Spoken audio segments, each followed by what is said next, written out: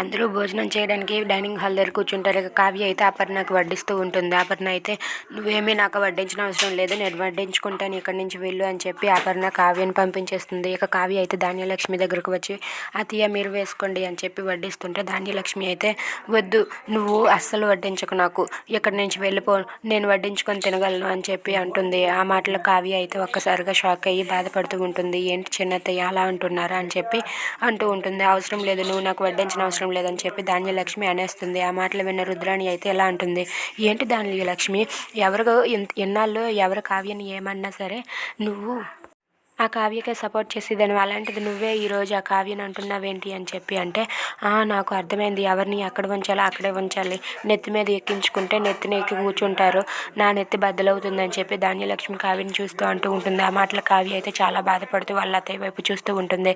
ఇంతలో రాజు అయితే కావ్యరా నాకు వడ్డించి అని చెప్పి అంటాడు. ఇక కావ్య వడ్డించాక చాలా బాగుంది, వంట బాగా చేసావని రాజు అంటాడు. If you like this video please like, share and subscribe. Thanks for watching friends.